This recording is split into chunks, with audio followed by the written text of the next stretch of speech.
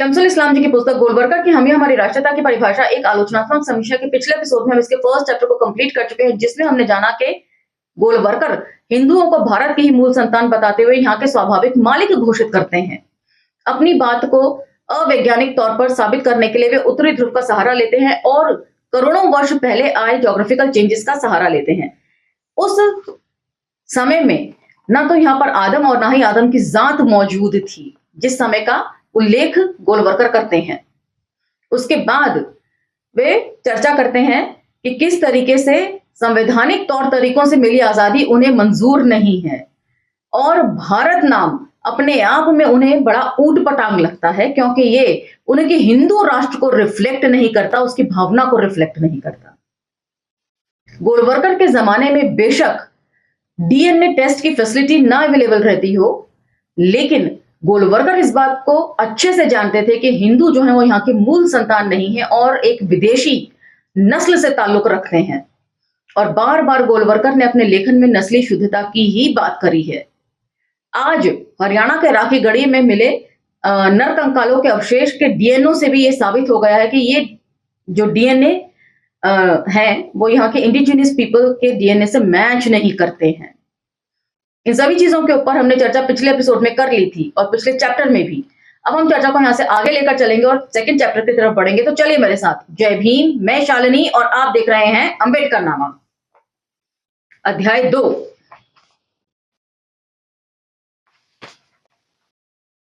लोकतांत्रिक देशों की राष्ट्र के संबंध में क्या धारणा है? क्या ये दोस्तों और दुश्मनों, मालिक और चोर का वही बेतरतीब संचयन है जैसा कि हम हिंदुस्तान में इसका मतलब निकालते हैं, या लोकतांत्रिक पश्चिम के राजनीतिक चिंतक कुछ और सोचते हैं? तो पिछले एपिसोड में इस बात को हमने स्पष्ट तौर पर पढ़ा है। गोलवर्कर कहते हैं कि यहाँ पर हम अपने शत्रुओं के साथ भारतीय के तौर पर नहीं रह सकते। अपने शत्रुओं को यहाँ की नागरिकता देने का क्या मतलब है? मतलब इनका मतलब खास तौर से अल्पसंख्यक मुस्लिम और ईसाई लोगों के ऊपर ही निशाना साधते हैं। और अपने लेखन में पहले ही बोल चुके हैं कि जैसा हमें सूट करेगा हम वैसा ही राष्ट्रवाद जो है वो पिक करेंगे। हमारा मानना है कि राष्ट्र की अवधारणा के संबंध में आज हमारे विचार त्रुटिपूर्ण हैं और यही त्रुटिपूर्ण विचार थे कि संवैधानिक तौर पर इस देश को आजादी क्यों मिल रही है।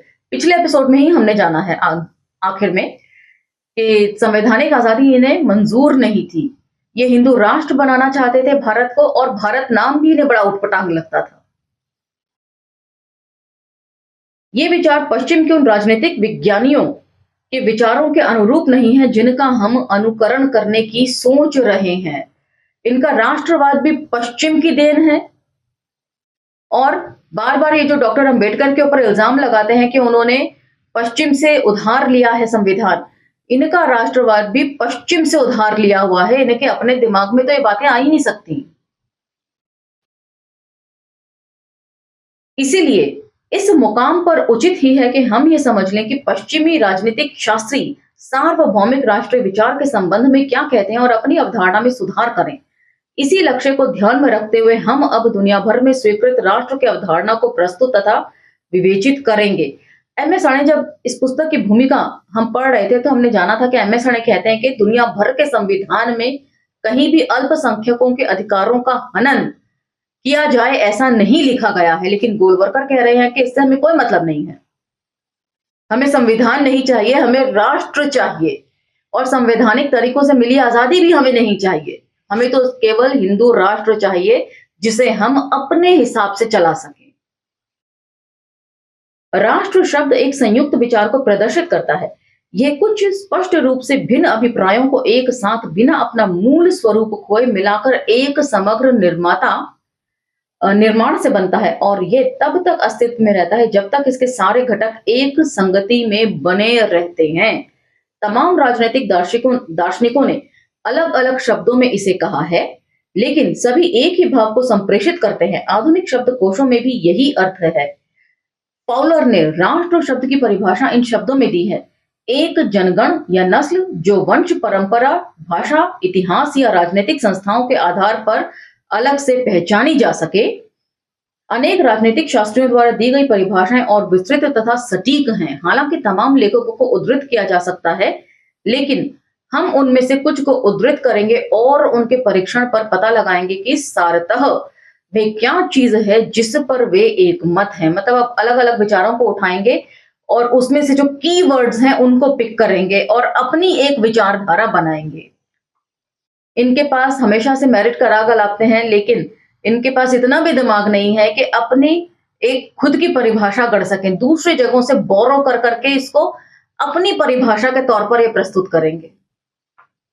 शुरू से इन्होंने ऐसे ही किया है। विज्ञान भी इन्होंने हमेशा दूसरों से उधार लिया है।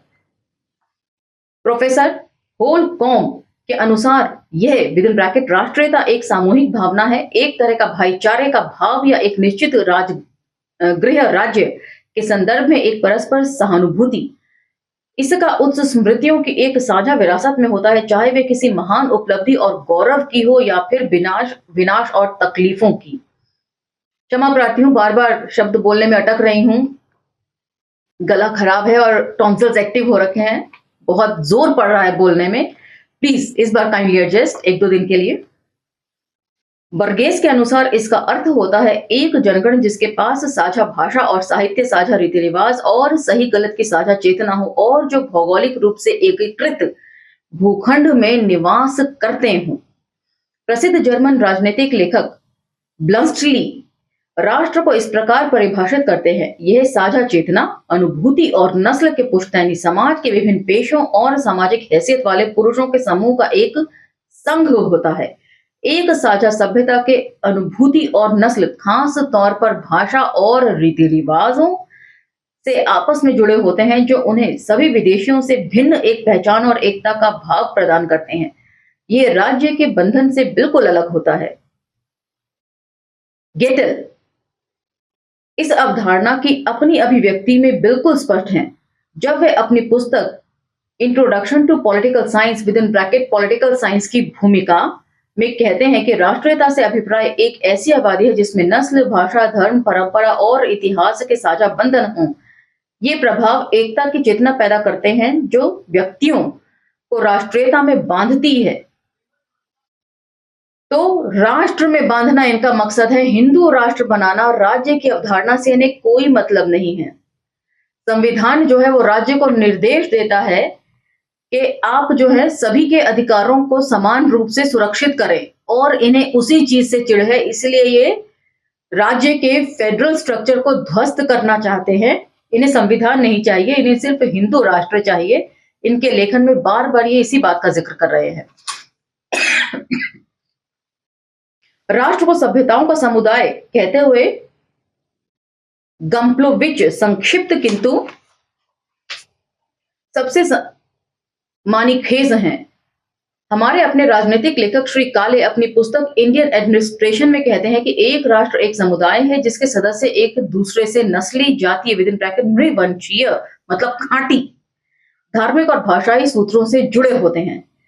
उद्धरणों का अंबार लगाने की जरूरत नहीं है। आइए देखें कि इस विचार के सार तत्व के रूप में हमें क्या मिलता है। यह तो साफ है कि राष्ट्र के लिए एक निश्चित गृह देश, भौगोलिक रूप से एकीकृत भूखंड होना अनिवार्य है। हालांकि यह हो सकता है कि हर किसी ने इसकी अनन्य अनिवार्यता को स्पष्ट शब्दों में अभिव्यक्त न किया हो। इस अवधारणा का अगला अनिवार्य बिंदु जो हमारे सामने आता है वह है नस्ल, एक पुश्तैनी समाज, धार्मिक सूत्र, साझा सभ्यता जिसे स्मृतियों की साझा विरासत, परंपरा और इतिहास का साझा बंधन के रूप में भी अभिव्यक्त किया गया है। और अंत में भाषाई एकता। इस प्रकार दुनिया भर के विद्वान राजनीतिक विचारकों के अनुसार ये 3 और कारक हैं जो राष्ट्र की अवधारणा में प्रमुख तौर पर उपस्थित हैं। संक्षेप में दुनिया भर में जो राष्ट्र का विचार है वह इन 5 विशिष्ट कारकों को बिना अपना मूल स्वरूप खोए मिलाकर एक समग्र के निर्माण से बनता है। ये प्रसिद्ध 5 एकताएं हैं: भौगोलिक विद इन ब्रैकेट देश, नस्ली विद इन ब्रैकेट नस्ल, धार्मिक विद इन ब्रैकेट धर्म, सांस्कृतिक विद इन ब्रैकेट संस्कृति तथा भाषाई विद इन ब्रैकेट भाषा। हम इनमें से हर एक पर अनेक तरीकों से विचार करेंगे और इस अवधारणा में उनके स्थान का परीक्षण करेंगे। तो मतलब अब 5 मूल तत्व इन्होंने निकाले हैं एक राष्ट्र को सूत्र में पिरोने के लिए। उसमें देश, नस्ल, धर्म, संस्कृति और भाषा, ये 5 चीजें आती हैं। और अब उसके ऊपर ये विचार करेंगे कि इन सब चीजों के ऊपर विचार करके भी अगर आप देखें तो हिंदू राष्ट्र ही भारत को होना चाहिए, संवैधानिक राष्ट्र नहीं। इसी बात को कह रहे हैं। अब पहला है देश। यह तो अप्रश्य है कि किसी भी नस्ल के एक राष्ट्रीय जीवन जीने के लिए यह अनिवार्य है कि उसके पास अपना एक भू प्रदेश हो जो यथासंभव प्राकृतिक भौगोलिक सीमाओं से बंधा हुआ हो। तो अब तक इनके पास अपना कोई राष्ट्र नहीं है, इसलिए ये बेचारे जो है हिंदू राष्ट्र नहीं बना पा रहे हैं। इनकी नीयत को समझिए, ये अपनी नीयत आपसे खुद लिखित तौर पर बयां कर रहे हैं। इन्हें यहाँ के तौर तरीके पसंद नहीं, संवैधानिक तौर तरीके। ये यहाँ के संविधान को नापसंद करते हैं। इन्हें भारत को हिंदुस्तान बनाना है और उसके लिए इन्हें इस लैंड को एक्वायर करना सबसे इंपॉर्टेंट है। जब ये लैंड एक्वायर कर लेंगे, हिंदू राष्ट्र बना लेंगे, उसके बाद यहाँ के लोगों के अधिकार जो है वो सुरक्षित नहीं है। CAA इंप्लीमेंट ऑलरेडी हो चुका है, उसमें बहुत सारा घालमेल है। जो लोग इनके खिलाफत करेंगे उन्हें डिटेंशन सेंटर्स में डाल दिया जाएगा या इस देश के बाहर खदेड़ दिया जाएगा। और वो सारी बातें आगे ये लिख रहे हैं भाषा में, देश में। सुनिए जरा। ये देश इनका अपना नहीं इसको मानते, इस देश में ये खुद को बेगाना मानते हैं, क्योंकि ये हिंदू राष्ट्र नहीं है ना, अभी ये संवैधानिक राष्ट्र है। वास्तव में ऐसा भूभाग किसी भी राष्ट्रीय जीवन का भौतिक आधार होता है। बिना देश के राष्ट्र की कल्पना भी नहीं की जा सकती। केवल तभी जब एक राष्ट्र अपने खुद के मालिकाने की तरह एक निश्चित भूप्रदेश में रहता है और उसमें विकसित होता है तथा अपनी विशिष्ट संस्कृति का विकास करता है, राष्ट्रीयता जन्म लेती है। और पिछले एपिसोड में इन्होंने यही सारी बातें लिखी और इसके इंट्रोडक्शन में भी, जो गोलवरकर ने इंट्रोडक्शन लिखा है उसमें स्पष्ट तौर पर ये बात उन्होंने लिखी है कि जो भारत में हम हिंदू ही यहाँ की मूल संतान है, इस लिहाज से हम खुद ब खुद यहाँ के मालिकाना अधिकारी हो जाते हैं। तो यहाँ के इंडिजिनस पीपल कौन है फिर? वो कहाँ जाएंगे?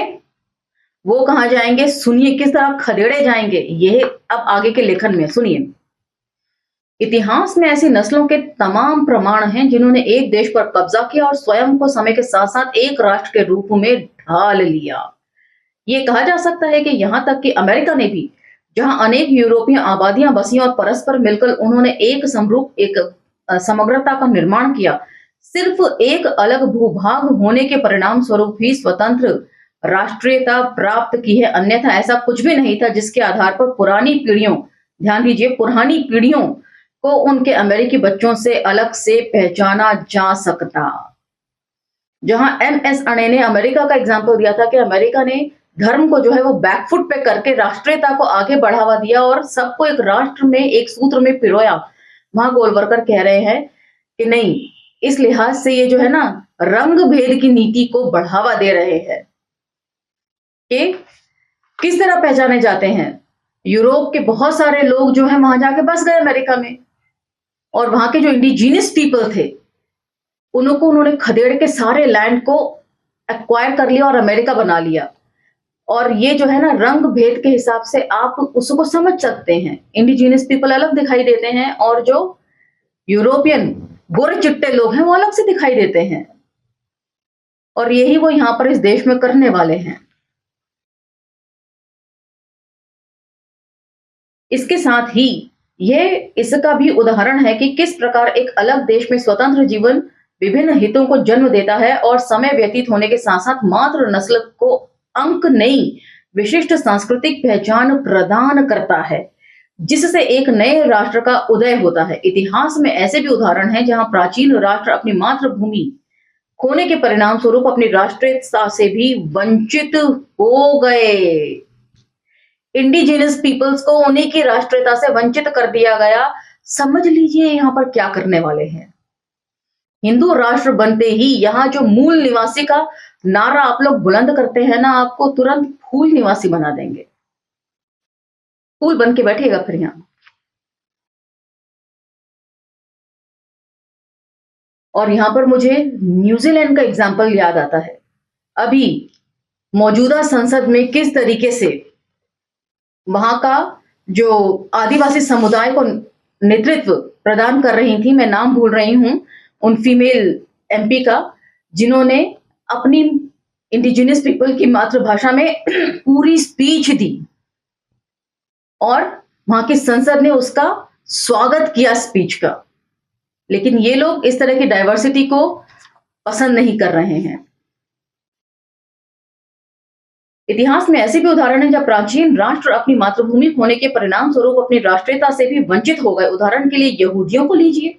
यहूदी एक संपन्न राष्ट्र थे, लेकिन वक्त बदला, उस राष्ट्र को जीत लिया गया और वह रोमनों के अत्याचारी शासन के अधीन हो गया। अनेक यहूदियों को जब उन स्थितियों में अपने प्राचीन धर्म तथा संस्कृति को बचाते हुए जी पाना मुश्किल लगने लगा, तो वे अपना देश फिलिस्तीन छोड़कर हिंदुस्तान आ गए। तो आजकल फिलिस्तीन में जो कुछ भी चल रहा है गाजा पट्टी को लेकर, सुन लीजिए। ये इजराइल के बच्चों की शुद्धतम शाखा है जो आज भी हिंदुओं में इस देश में रह रही है। With in bracket Bombay presidency की बैन इजराइल। तो कहां कहां इन्होंने जुगाड़ बिठा बिठा के बैन किया है लोगों को, ये भी जानिए। बाद में ये ध्वंस लीला इस्लाम के नाम के तहत चली, जिसने यहूदियों की ताकत को पूरी तरह खत्म कर दिया और यहूदी अपनी सबसे प्रिय चीज, अपने धर्म तथा अपनी संस्कृति को बचाने के लिए देश से भाग गए और पूरी दुनिया में बिखर गए और भूमंडल के अलग अलग हिस्सों के स्वाभाविक निवासी बन गए। तो आपको चेतावनी भी दे रहे हैं कि यहाँ पर जो आप लोग मूल निवासी का नारा देते रहते हैं ना, इंडिजिनियस पीपल, अब आपके भी यहाँ से पलायन करने के दिन पास आ रहे हैं हिंदू राष्ट्र बनने के साथ साथ। इस प्रकार वे बिखरे हुए रूप में अब भी रहते हैं और अब भी उनके साथ जीवित हैं अपने धर्म, संस्कृति और भाषा। वे अब भी वही पुराने यहूदी हैं, उनके साथ कुछ नहीं बदला है सिवाय इसके कि वे अपने देश से निर्वासित हैं और ऐसी कोई जगह नहीं जिसे वे अपना कह सकते हो, और यह कि वे सब निरपवाद रूप से एक धनी और उन्नत जन हैं।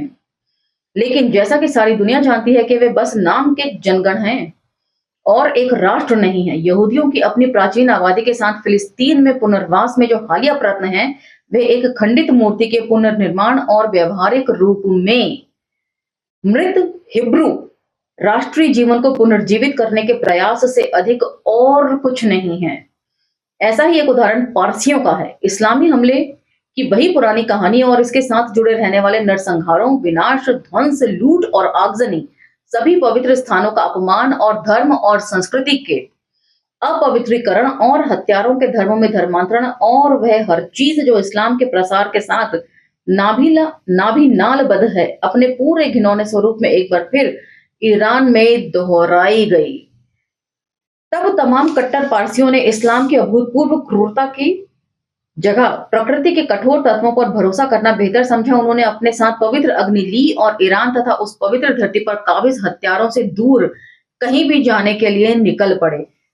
राखी गढ़ी में जो कंकालों के अवशेष मिले हैं ना, उनका डीएनए ईरानियों से ही मिलता है। आपकी जानकारी के लिए बता दूं, पूरी रिपोर्ट गूगल पर सर्च कर सकते हैं, बहुत सारे लोगों ने इस पर वीडियो बनाई है।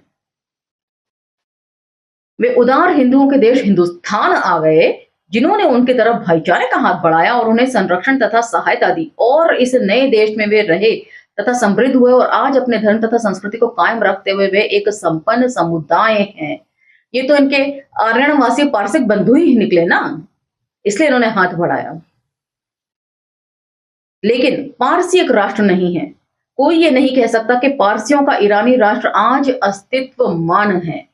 क्यों? क्योंकि वे अपना देश खो चुके हैं, क्योंकि उनके पास कोई ऐसा भौगोलिक भूभाग नहीं है जिसे वे अपना कह सकें, जहां वे निर्विवाद रूप से अधिकार पूर्वक रह सकें और अपनी स्वयं की स्वाभाविक प्रवृत्तियां, संस्कृति और राष्ट्रत्व के अनुरूप विकसित हो सकें। लेकिन अब इन्हीं दो कारणों तक रहने दें, क्योंकि कोई भी गंभीरता पूर्वक इस तथ्य को नहीं नकार सकता कि जनगण के लिए राष्ट्र होने तथा उस रूप में रहने के लिए एक पुश्तैनी भूभाग, एक निश्चित गृह राज्य जिससे समुदाय का अविभाज्य रिश्ता जुड़ा हो, अनिवार्य है।